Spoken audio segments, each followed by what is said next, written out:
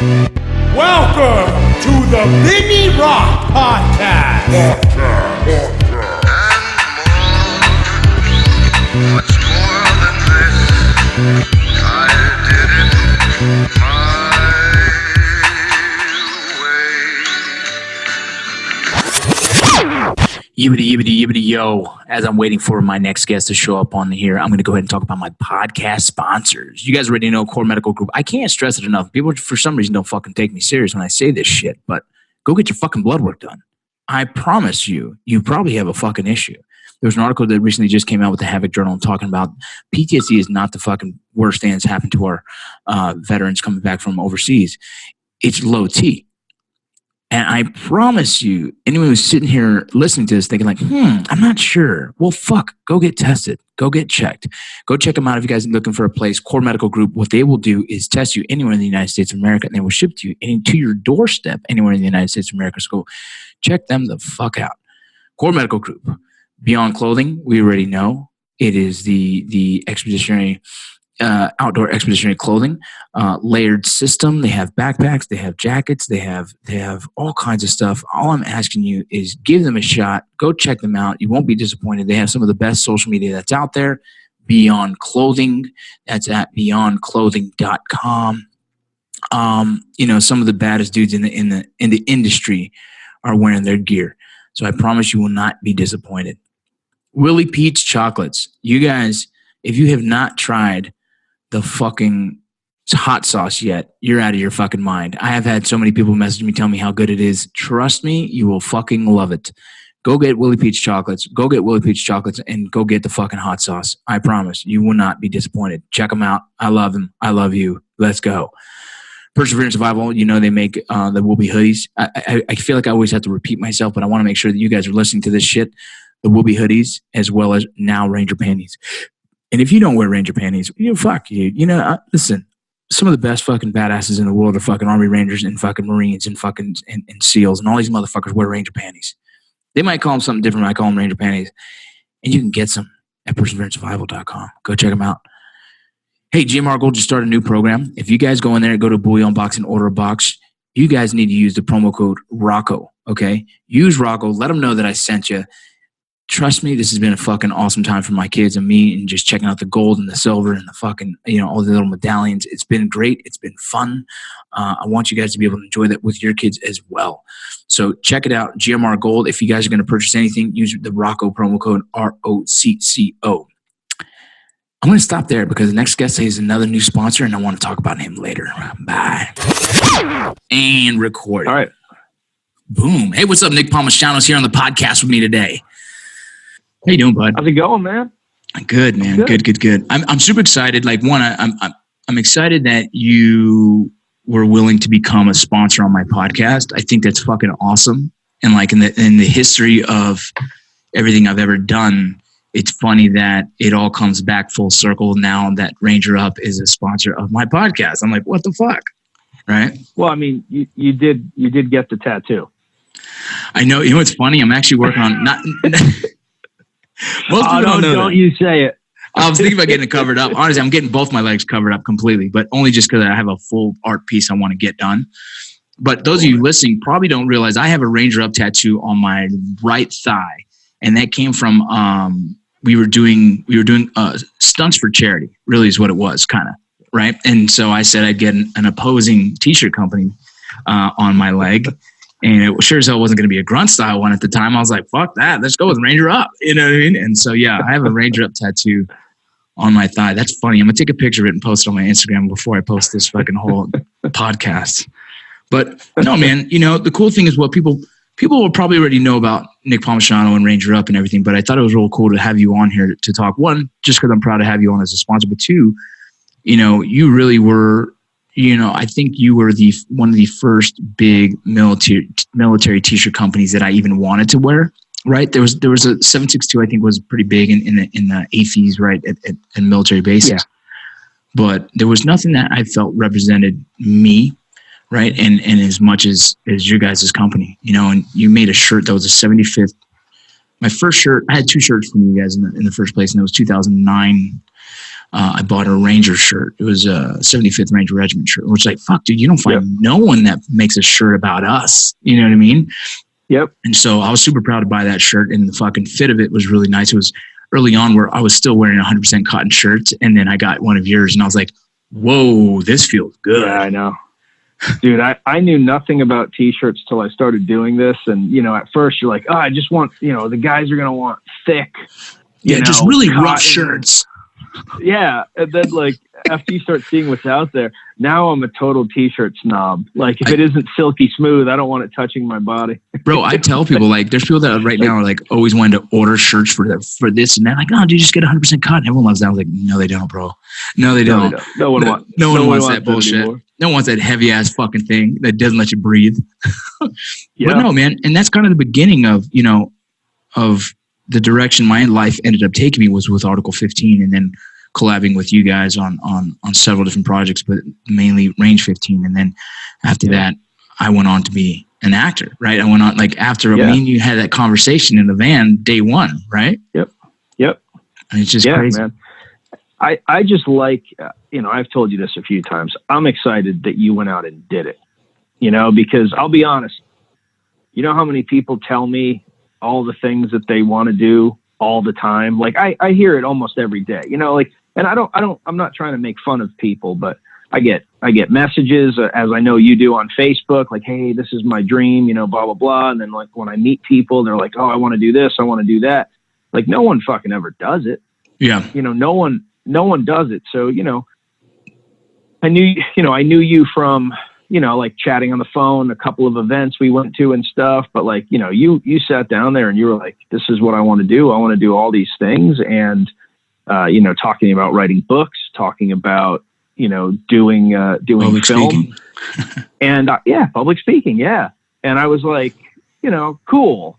Like I didn't know you well enough at that point to know, was this real? And then you systematically did all of those things. And frankly, like that's one of the things that I look for in, whether you're talking about friends, mentors, business partners, whatever, people that do exactly what they're going to say. Like it's rare and people don't realize how rare it is.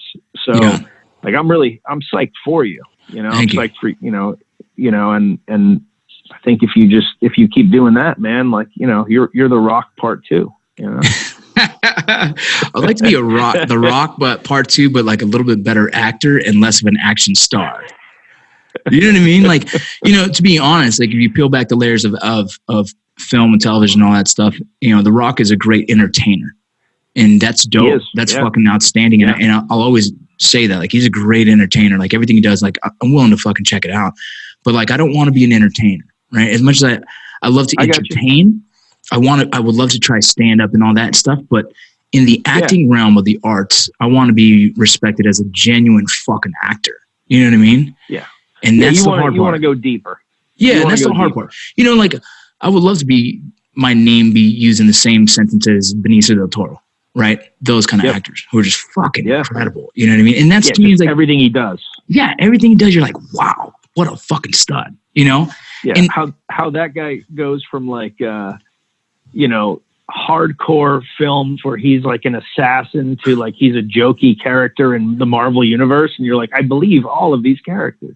Yeah, he's incredible. But that's the kind of thing. Like I it's like anything in the military. I wanted to be the best, and in fucking in business, I wanted to be the best, and now in acting, I want to be the best. And to me, the best actor are not the entertainers, right? Or they're not like I'm in a bad spot, bro. I get picked up every day to be the big scary guy. You know what I mean? Like I'm typecasted daily, and so I have to find a way to weasel myself out of that. And that's not a bad career, right? Like these guys like Danny Trejo, they can make a fucking very successful career and a career they can be super proud of, but it's still not me. You know what I mean? I don't want to be the next Danny Trejo.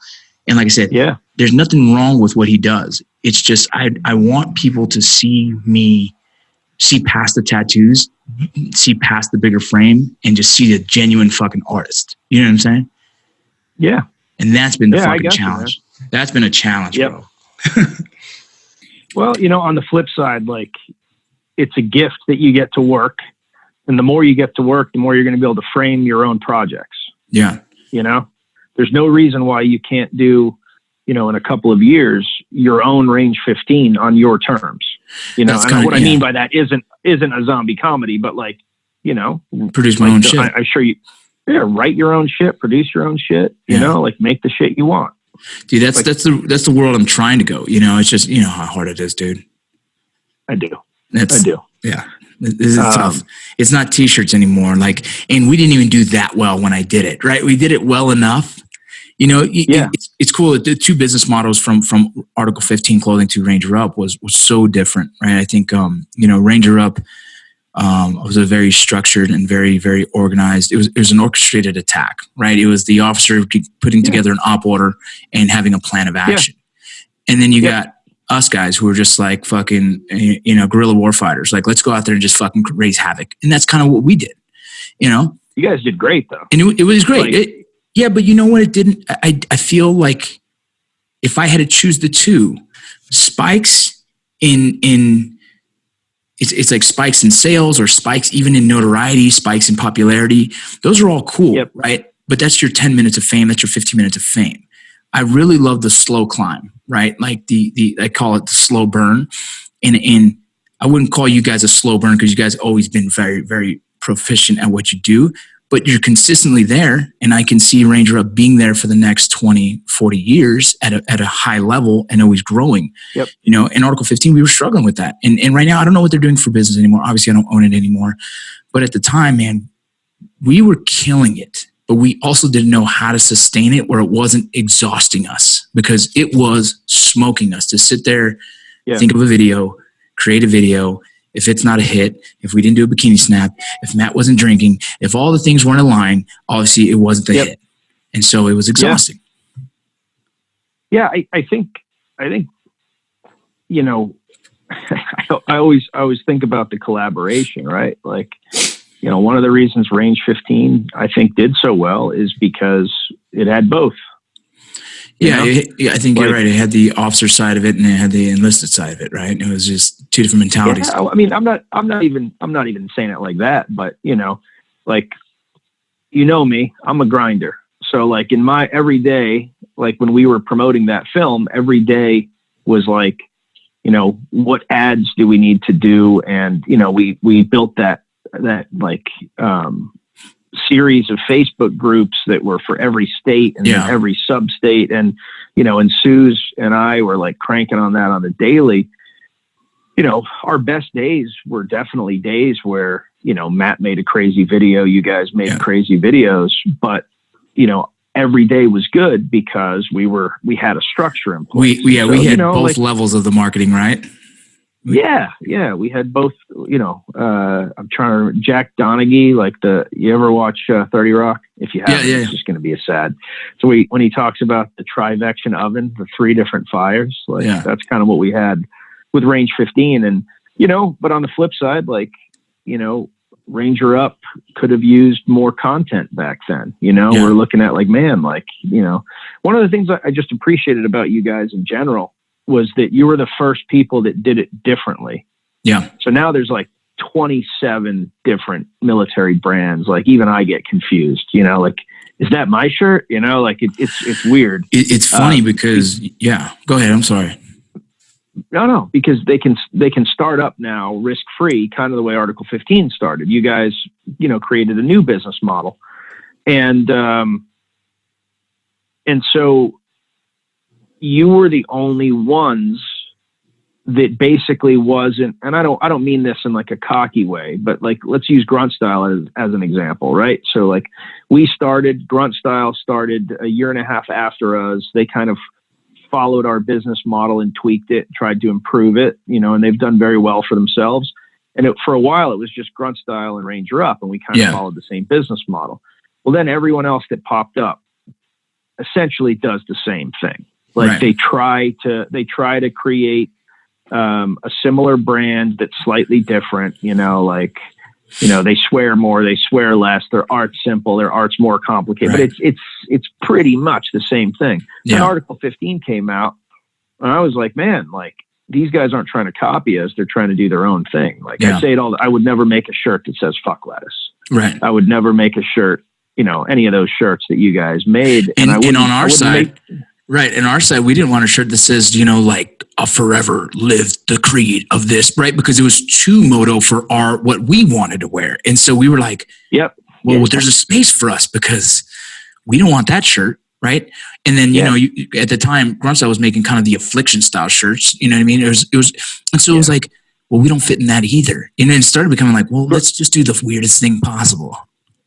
Grunt Style's all in on the 18 to 24 demographic. Like Right. they want like the guys right out of basic that are like fired up, and props to them. They've done it extremely well, and that's never like our business model is for, it's certainly for those guys if they want it, but it's more geared towards people that have served a while, people that are in, like, get it, that, or people that have left and have an affinity for their service, or people that support the armed forces. Yeah. But it's different. It's a little older, it's a little more, it's a little more serious, a little Right. less,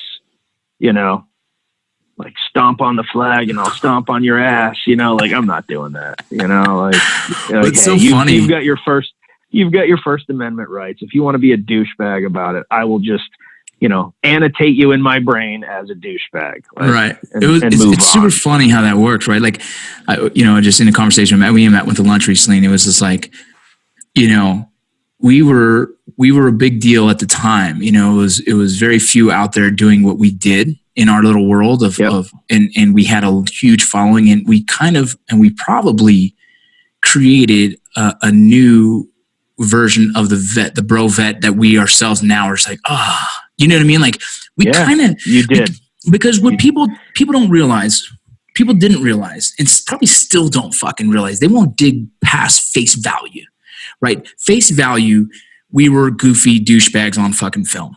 And it was funny, right? There was a skit to it. But face value, people took that as fact, right? And didn't see legitimately behind closed doors, we're trying to, how can we make more money to do a new opportunity? Let's Slinger's Whiskey, right? Whatever, right? We had legitimate 1,000-meter goals, you know what I mean?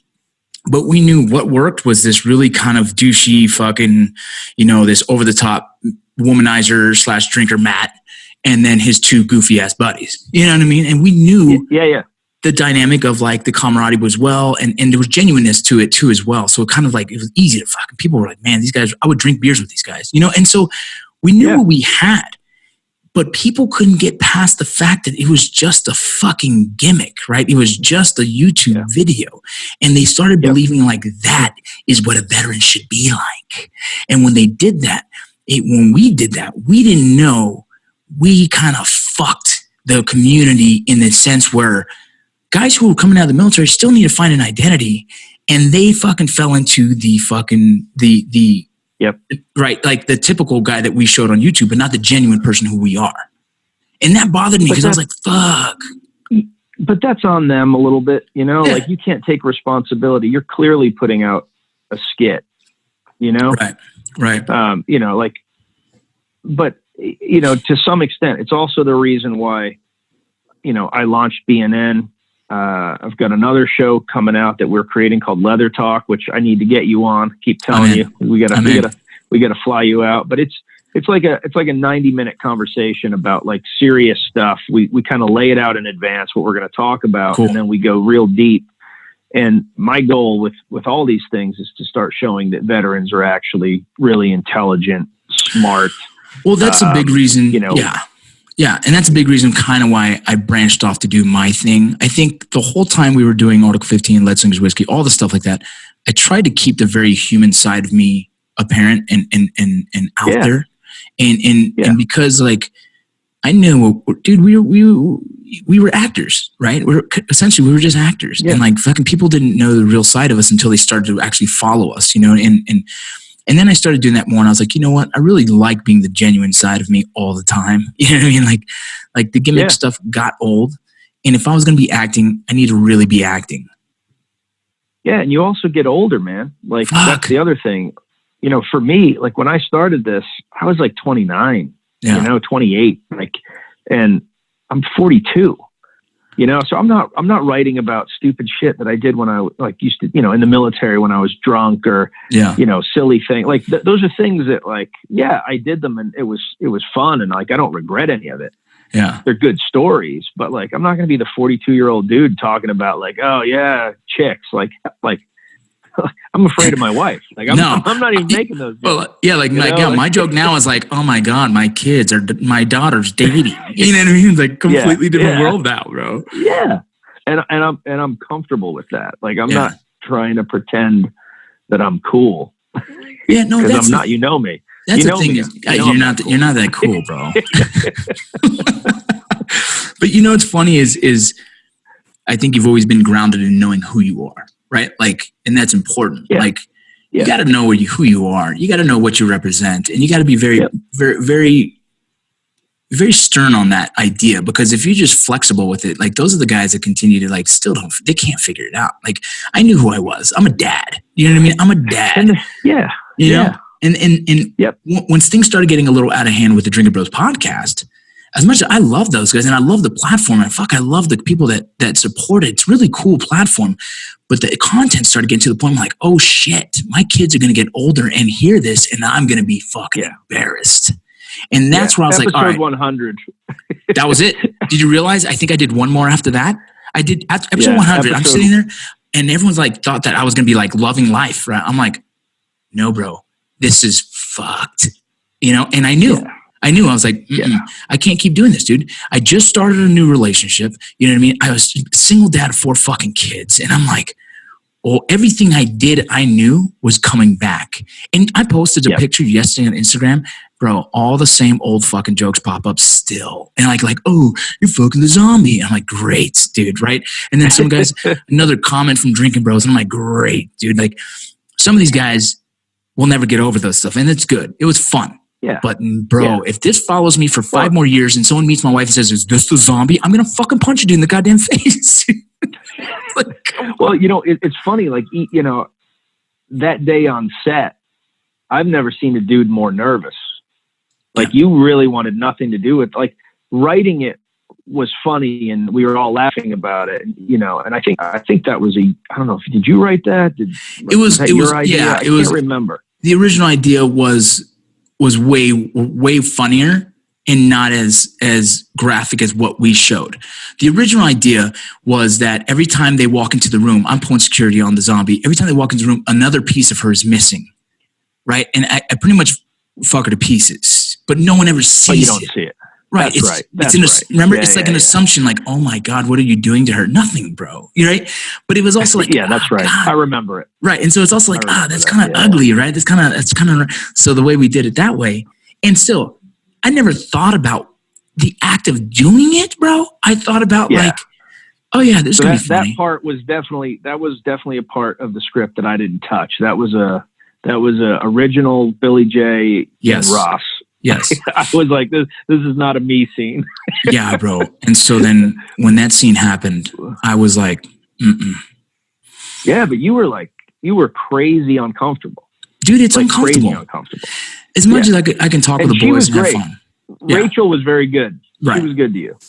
Yeah. But like, I was surprised at how uncomfortable you were, to be honest. I was like, oh man, like I felt really bad for you. Well, you got to think of everything. I knew how long this was going to be in the world. I thought of it. Yeah. I thought about like, man, is this the way I want to represent myself? Because I'm the one dude that's really trying to do good. You know what I mean? You know what I mean? Not like the other guys weren't, but I'm like really trying. You know what I mean? Yeah. Yeah. And I was like, oh God. And then filming a scene like that with 20 people in the room, knowing 40 people are outside watching, dude, it's like, there's definitely performance anxiety, Oh, I can only imagine. Yeah. I can only imagine. It's crazy. And then I have people run up to me still today, like some of the cameramen I've become friends with. They're like, bro, I saw a movie that you were in. I'm like, ooh. Did you see the documentary though? Did you see the documentary? It's a lot better. The documentary's great. I always tell people that. Like, hey, watch the documentary. I say that too. I say, watch the documentary first, so then you kind of understand the heart of what we did. You know what's wild though is that movie is still. We're 3 years later now. Mm-hmm. That movie is still kicking butt on Prime. Well, you got to a understand. real- It's a legit cult classic. Yep. We cannot deny that. I've talked to a veteran the other day, and he's like, "Man, I love that movie." I was like, "Bro, I hate it," and for no other reason. Like, Do you really? I can tell you right now, Do you really hate it? I hate it, and it's not like I don't hate anything other than the movie itself. I feel like, man, now that we know what we did, we know how much better we can make that. You know what I'm saying? Oh yeah. So I'm just like, oh man, and I always hate watching myself. I just always hate watching myself, but I can never deny how proud I am of achieving that goal. Like, dude, and everyone in the veteran community who watches Range 15, they're like, they love it. They love it. I think they too love it because of what we did. Not so much of the fact that like the movie's a fucking, it's our own version of Super Troopers in the veteran world. Like we're forever going to be fucking in that. And it's cool. That's a great thing. Like we created something that forever, like my son never joins the military. He's like, oh bro, my dad's in Range 15. Like people are like, whoa, you know what I mean? But it's also like, I watch it, man, there's so many things I would have changed. There's so much more control I wish I had. There's so much storylines I wish you know what I mean? Like all those things. And so, same thing. Yeah. Same thing. But I had no idea, like the vision of the film in my head obviously isn't what ended up on screen. And I think that's true for all of us. All of us. But I had never been through the process. Oh yeah. Now I know. Now I know. Yeah. Mm-hmm. And, I'm going to play again. I don't know what yet. I'm still trying to figure that out. Bro, tag me in. I'm definitely going to play again. Oh yeah. Yeah. Bro, tag me in. You're the first phone call. We had me and Matt had the conversation, and about what's he doing next and where he wants to go. And, he's talked about it as well, and I'm interested to see, my whole thing now though is I will not lose control of any project again. Right. You know what I mean? Yeah. I want, because visually, I think I see things different than everyone, right? And we all do, Yep. And so I definitely want to play again. I definitely want to create a new storyline. I would love to come out with a part 2 of Range 15 that would bring all the community together again, right? It would be cool, but it would have to be definitely on more strict terms of what I would want to put out there for the community. Yeah. It'd be fun. The same thing, like Super Troopers 2, like fucking amazing. It was so fun and it made sense. And it's kind of that warm fuzzy, like all the same dudes are doing it again. It would be that for the community, but it just has to be done well. You know what I mean? And we have to really have control of it. And we learn from all our mistakes. You know what I mean? I think that's probably a few years out, right? Yeah. Like we figure out others. Like I wouldn't want that to be my second, live action film. No. So, I've been chatting with a lot of people want to bring me on in Hollywood, want me to bring me on essentially as a producer because they want our audience. Great. Yeah. I mean, that's what they want. Completely understand. Very candidly. Like they're saying other things like, oh, you're skilled at no, you want the audience. Yeah. We know what you want. Yeah. And I'm not super hyped about just jumping into that. It would have to be a project where there's some creative input, there's some creative control. It's definitely, it's a tough space for guys like us. Myself. It's a tough space for guys like us because I walk in right away and you hear the gun conversation. I'm like, man, I don't really want to hear anyone's opinion on that one. You know what I mean? I just don't. Yeah. And then you hear the immigration issues. I'm like, oh my God, again, that's not what I want to, I don't want to sit in a room. Vortac. Yeah. I'm like, I don't want to sit in a room and argue this because no one really understands what they're arguing right now. It seems like, right? And then they have no idea. And then they go into the political side of things. And I'm like, whoa, bro. Like, okay, I'm public enemy number 1 in Hollywood right now. And it's not for any other reason. It's just like, I actually research all my stuff. I have a really strong opinion because of my experiences. Like there's some deep rooted stuff that why I have my opinions, but a lot of these people just follow the wave, right? They kind of go with the flow of the way Hollywood is kind of pushed, and that's fine. They have to, and they have to, and so do I. You know what I mean? And so do I. Ish. Well, you do and you don't, right? Like you can't be outspoken. I play the everything. game. Yeah, I play the game where I stay. But you also don't have to be a jerk, right? So like there's some of the quote unquote conservative Hollywood personalities, right? They go out of their way to be. I try not to be a jerk to anybody. Yeah. You know, Well, I dude, don't care what your opinion is.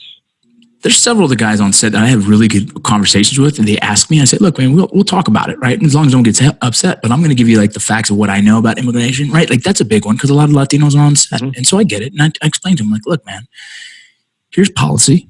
Here's how long policy's been in place. You know what I mean? So I kind of give them that. I don't get mad. I'm just like, whatever it is. It's the people that come out of nowhere and just throw something at me. I'm like, whoa, calm down. You know what I mean? And it's I have to stay in this kind of space, but I would love to be able to produce, you know, my version of things, right? I would love to be able to produce, you know, like in Hollywood, it's an interesting space, man. And as I respect it as much, but as well as I think there's a new generation coming into light, and I would love to be able to change some of the conversation, right? Like I'm not this, like, I don't ever talk like, it's funny how a lot of people say like white privileges and that. Like I don't think about any of those things. I don't think about this. I don't think about color. I've never really saw it that way. And then I get there and I realize, like, you know what? All the Latinos are competing for the same role all the time. I've gone to auditions. I'm like, I know all of you. You know what I mean? And so there's been this internal turmoil between a lot of the Latino actors, and they don't support each other very much because it's like, oh, they're all chomping at the bit to fucking eat. And I get it, you know? But I think that's Hollywood, period. You know, even listening to like some of Ross's old stories about, you know, back when he was, you know, younger and he was going for trying to get the top spots in all these comedies. It was always like him, Ryan Reynolds, like there were like a handful of, same dudes, right? Same dudes going for the roles. And I think they probably had that same feeling, like they liked each other, but they also wanted to destroy each other. You know? Man. Like, but that's not me, dude. I know it's not me. And that's why it's hard for me because I'm like, look, the better man wins. And I feel like I'm better than a lot. It's just in my head always, but like, it doesn't mean I'm going to shit on anyone. You know what I mean? Yeah. But I think for me, I think that's why I want to do my own stuff. Yeah. Like I really enjoyed the production aspect of Range 15. Like acting was fun. I hope I get to do something again, but like I have no vision of myself as like a big actor. Yeah. You know, like I'm just not very good. And I'm sure I can get better, but I don't think that that's what I'm great at. Right. But I would love, like, I'd love to be a guy that can do bigger and bigger projects and gets the shit done. And at the end, I look at it and go like, yeah, man, this fucking thing wouldn't look like this if it wasn't for me. Yeah. And that's like, the cool thing about it. Yeah. That's the part that gets me fired up is production. And I like writing too. Right. That's me. I like writing. I would love to really start putting my foot in the door for directing, because directing is nothing but leadership, right? And like delegating and controlling the whole, you know. And so for me, like that's probably my most comfortable position in the room would be to be able to direct, be able to talk to people like, hey, you know, in this scene, I need a little more of this, whatever the case, right? But like, communication, it's a fucking really cool space to be. And that's where I would love to be. I'd love to be able to direct and write and act, but I don't want to, anything I do not want to direct and write and then be the main actor. Because I tried that in this little short I did. It's too much. It blew me the fuck away. Too much. I couldn't focus on the acting. It was a fucking mess. I just helped with two of Casey Affleck's premieres. Yeah. And he premiered in Tampa and he premiered in DC and we hosted it with AUSV. Yeah. And that dude was the primary actor and the director on his first movie. And the fucking movie was good. And I was like, God damn, like how do you know, and he was like, well, you know, I've got a, you know, a great good cinematographer and a great, and all that kind of stuff. But still, bro, I'm gonna tell you right now, like that's a huge job on the short 22-minute thing that I'm still getting edited and post and all this shit. Right. Like I knew my acting got hit. I knew it hit. I could not focus on really developing my character. Yeah, you had to worry about everything else. Because I'm worried about the other actors. I'm worried about the fucking, I'm worried about everything. And I'm like, is this the right angle we want? I don't know. Let me see. You know, and so it was just too much, bro. And so I know now, like Kurt Sutter, the way he did his thing, and, you know, and he you know, developed a show, he wrote a show, and he was actually there on set. It was because, and he only had a small role. Well, it's because he had to focus on the big picture of the fucking thing. You know what I mean? And that's where I would like to be, right? If I do give myself so small, But like, I don't want to fucking be no, dude, you got to fucking allow the actors to really do their thing. And it wasn't me doing all, you know what I mean? It fucked me up. Yeah. Yeah, I can imagine. So what's like how I'm interviewing you? It's cool. What's different, compared to like Range 15? What's it like being on set there? Mayans is very similar in the sense where everyone's very, very well versed on their lines. Everyone studies the right way. Everyone, that was the cool thing about Range 15. We all knew our lines, right? You didn't have to do a lot of takes. Everyone knew their lines. I've been on some where people don't know their lines, and that's like, whoa, really weird. So I noticed like we did the studying the right way, and the guys in the Mayans MC does studying the right way. But there's obviously funding, man, professionalism. Like the first time I got to eat, right? I got my plate at lunch and I sat on a tire and started eating. They're like, what the fuck are you doing? And I was like, what? I'm just eating, right? Because we used to just grab our food and eat somewhere. They have a whole fucking lunch hall that you just walk into and you sit there and eat. Like a mobile fucking lunch hall, dude. And I was like, whoa, budget is real. You know what I mean? And so it's this interesting thing that as well as, you have PAs that work for you, right? Production assistants that, dude, you can't go get your own water. You're pretty much, you're taking them out of their own job. And so to get comfortable, people cater to you, and that's not comfortable for guys like us, right? It's like, no, I got legs, I got hands, I can go do it myself. But like, they'll come up and whisper like, hey man, listen, this is what I'm supposed to do. So like every time you don't do it and someone sees you doing something, it looks bad on me. I'm like, fuck, my bad, bro. You know what I mean? You're like, okay. That's crazy, right? Yeah, dude. So like, I'm sitting there like, man, any chance I can get a coffee? And I feel bad, dude, because I'm like, any chance I can get a coffee? And they're like, yeah, right away. And they give me a coffee. And I'm like, fuck, dude, you feel like a big piece of shit, but these guys are getting their paychecks too. So you're employing someone else. And so you have to respect that as well. And so like, there's little things that are different, you know what I mean? But like all in all, it's cool, right? Like, I think it's the same. I really do. I think it's, slower, the filming. Yeah, we film about one episode is about 7 to 8 days, and one episode is about an hour long. So, you know what I mean. So, it's comparable. Yeah, it's very comparable. Yeah, it is. And dude, those long days, bro, they're long days everywhere. Yeah, the long days we had, and we were just like, whoa, this is long, dude. We're having long days, dude. 15-hour days where you're like, yep. The other day we filmed until like 5 a.m, bro. I was like, oh, this is serious. And then I start telling people like when I start thinking how military had some tough days, and then we have days like this, I'm like, it's funny. The same grogginess and the droning and all that stuff. It's the same, dude. And watching people just struggle, dude. Just like fall apart. Yeah, attitudes. They get, like, people get into little arguments about shit. I'm like, yeah, dude, he's just tired. He's just cranky. He's a chow thief. You know what I mean? It's funny, man. And I try not to talk military all day because it's just so many things remind me of like the characters you work with and the characters, and the little stresses. And like, there's scenes that I'm like, well, just so you know, like I'm hired on as I'm the technical advisor for the show for military, for law enforcement, for immigration, and for prison. So anything in those aspects, I'm usually the one who's making sure that there's some legitimacy behind it.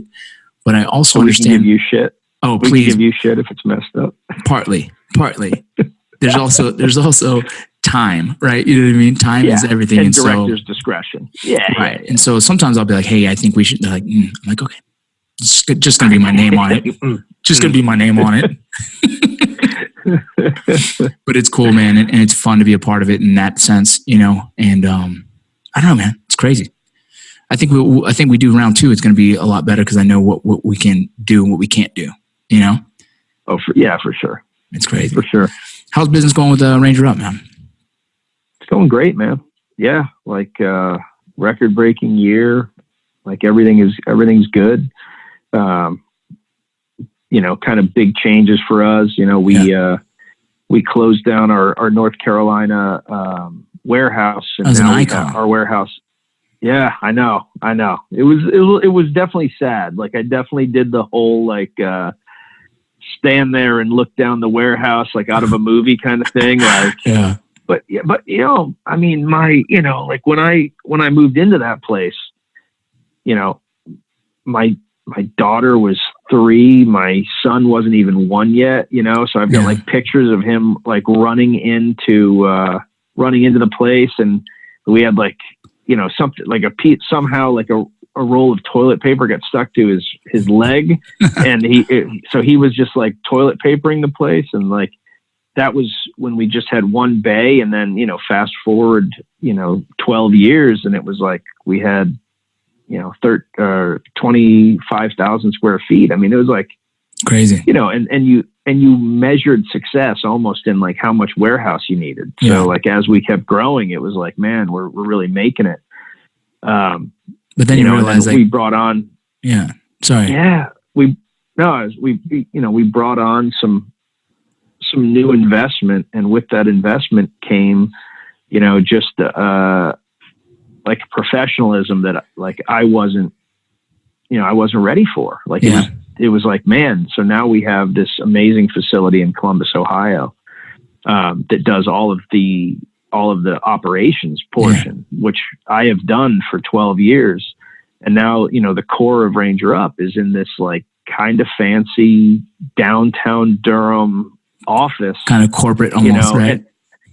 It's not corporate, but I mean, like we have like live edge, you know, tables and desks, and there's leather couches, and there's a mural, you know, that one of our artists painted as you walk in, and it's like, it's nice, you know, and it's different. And, you know, I'm not going to say that I miss the old days, because I love going to work like this every day, but like you have to keep changing. And, you know, people have pushed me to kind of keep changing and keep getting better. And if you know, growth is everything. And like, and if you found that like, man, if you can do your job better and spend less, like that's the only thing in business that makes sense. You know what I mean? And to downsize sometimes is the right idea. And it's crazy how shirts have changed though. That's the biggest thing. Shirt printing has changed since the beginning of what we did. Beginning of what I did when I was 18. Silk screening in a garage. So now it's like, man, it just makes more sense to outsource to someone who can do it the right way, manage this, manage that, whatever the case. Fulfillment itself. We're not even outsourced. Like these are, this is like our stuff. But essentially, you know, my CFO, my COO are in Columbus, and marketing and design and everything takes place in North Carolina. No, and you guys do great. You guys are killing it in the marketing side. Thanks, man. That's good. It's fun. It's been cool to watch, man. And like I said, I'm happy to be jumping on board as a sponsored podcast. That's fucking awesome. And I like the heavy focus in jiu-jitsu more and more. I like seeing all that, you know, because like I'm trying to do more and more myself.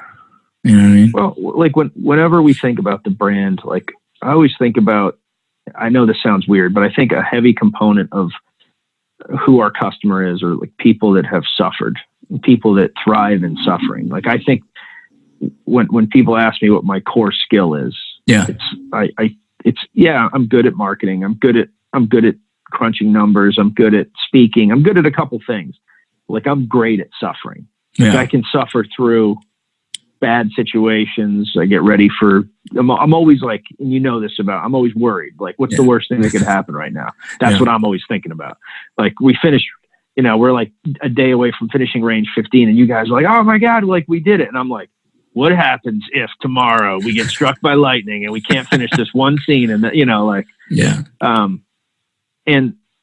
and so I think that, you know, when we think about like our core customer, it's the military, it's police, it's fire, but it's also like, you know, what do we spend our time doing? You know, like these, you know, jiu-jitsu, boxing, you know, fighting. It's a fight culture, right? It's just training for running, the fight. Lifting, just always like ready, you know, things that require suffering in order to succeed, in order to like, no one's a good boxer day one. Like, you know, no one's good at jujitsu. Yeah. Well, you are a good boxer. Yeah.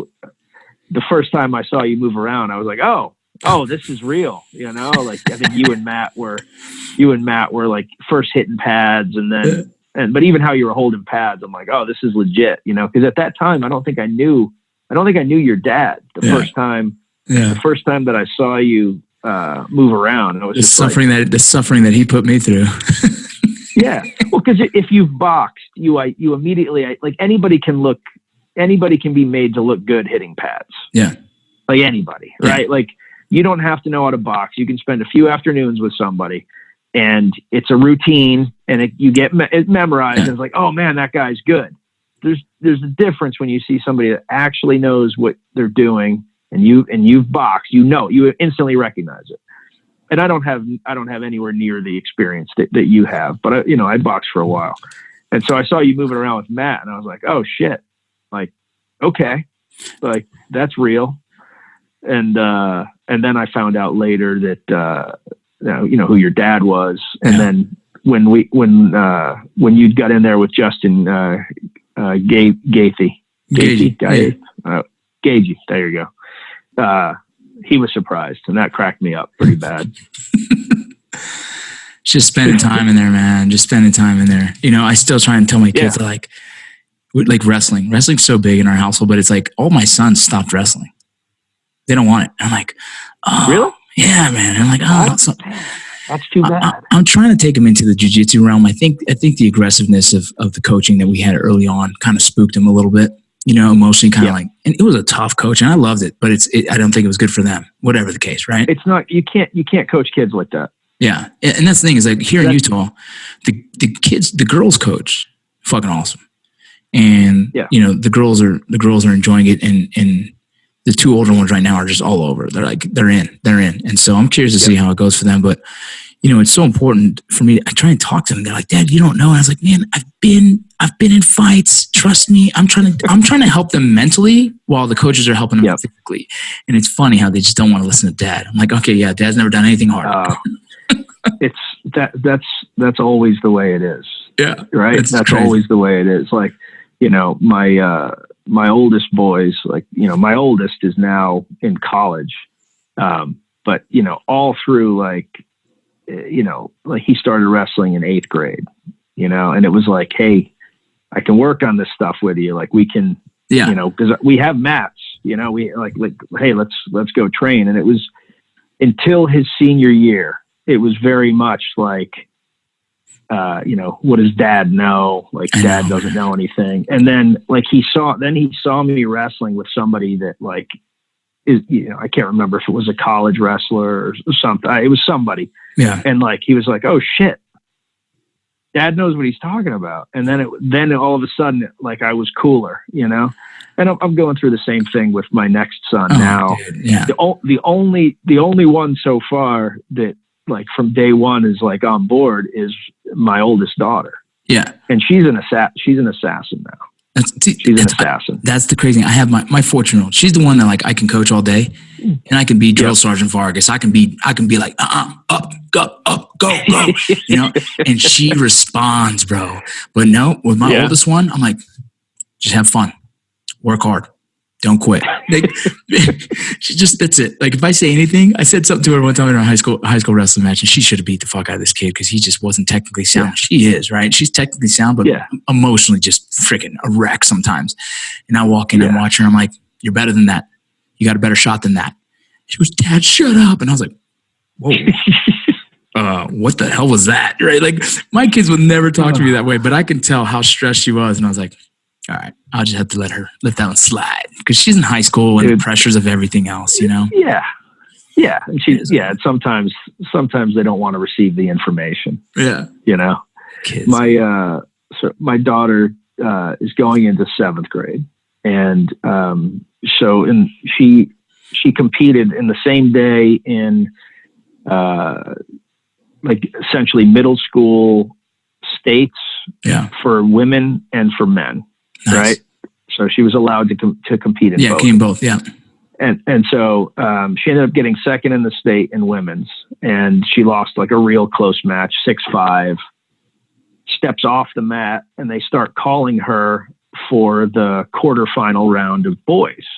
And they're supposed to get 15 minutes between matches. Yep. So we walk over there, and the ref is just a straight up misogynist. And he's like, she's got to go on right now. And I'm like, she just came off the final. She just came off the finals of women. They're supposed to get 15 minutes. Yeah. And he's like, that's only if it's in the same weight class, you know, and, you know, maybe, and he straight up said, maybe women shouldn't be wrestling in the men's division. And I would've lost my mind, so bro. I was like, sitting there, I'm like, did you just say that? And he's like, well, no, I didn't mean it like that. I meant she should have chosen one. And basically, like, I basically kind of argued with him a bit just to get her some time because he didn't budge on it. So she came off of a full match for the finals, lost. You can imagine the emotional dump of that. And then goes out there, and I'm like, you got to just dig. And she beats this kid in the quarterfinals. Oh my God. And so she ended up getting fourth in the state in boys and second in the state in girls. And that was her first year wrestling. You know? Beautiful. Yeah. I had that fortune. That's the shit that drives me crazy because Star competes in both as well, right? Yeah. She's number 2 in the state in Utah because there was no one in her division, and she fought 15 pounds higher, and she got second place. Like, the girl's a fighter. Yeah. You know what I mean? And so it is what it is, right? Yeah. We go to the boys division, and I saw this dad look at his son and kind of go like, you know, like, it's a girl. You know, and the son looks at the dad and goes, laughs, puts a singlet on. And I told her, I said, beat the fuck out of this dude. He just laughed at you. I'm just like, you got to do something. He just laughed at you. Now I'm mad. I'm going to beat the fuck out of the dad later on in the bathroom. I'm fucking pissed. She pins this dude so fucking hard. And when she goes to shake the coach's hand, the coach is the dad wouldn't even shake her hand. I just looked at him like, bitch, that's what you get. Like, fuck off. Like, at 14 years old, there's still a chance because, like, the muscles haven't fully developed on the boys. And so if you're in the same weight class, like, bro, if you're not technically sound, you're fucked. And this girl's got, like, she ran a half on this kid so hard, he was just fucking like, what? Awesome. Well, I'm prepping Sienna now because I'm just like, look, you've got to keep working on the technical because the boys are going to get stronger. And if you want to, win, you want to go out there and do this, like, you're going to have to get slicker and slicker and slicker. Teach her your judo and teach her how to leg ride. Because the girls' legs stay strong as fuck, dude. And the girls that are successful, they leg ride the fuck out of these boys. They know how to toss. Hey-oh. They know how to toss, and they know how to leg ride. You're good, bro. I'm still here. We're going to go ahead and wrap this up either way. Yep, I don't see you, but it's all good. We're about to wrap this up. It's freaking already been an hour. It goes so fast. The best hour of your life. That's it, man. Hey, dude, do me a favor. Tell the people that are listening where they can find, obviously, rangerup.com and everything else. But also, now, they get 15% off if they use the promo code Rocco, correct? That is correct, sir. And you guys, if you guys don't know who Ranger Up is yet, I recommend you go check them out. There's so many different shirts for so many different kinds. But, I'm rocking the sunglasses right now. And I love them. Like a gentleman. Yes. And my son, I gave him one of the pairs because he's like, Dad, I need sunglasses. I gave him a pair. And I'm like, all right, bro, take care of these, right? And they look really good, man. So super happy about it. Thanks, super happy about the partnership. And Nick, again, like always, I'm finished here filming here in September 20th or so. So let's try and schedule something to fly up there and say what's up. That's perfect. Sounds good, brother. Well, hey, thank you for everything, man. Thanks for having me on. I appreciate it. All right, brother. Bye. All right.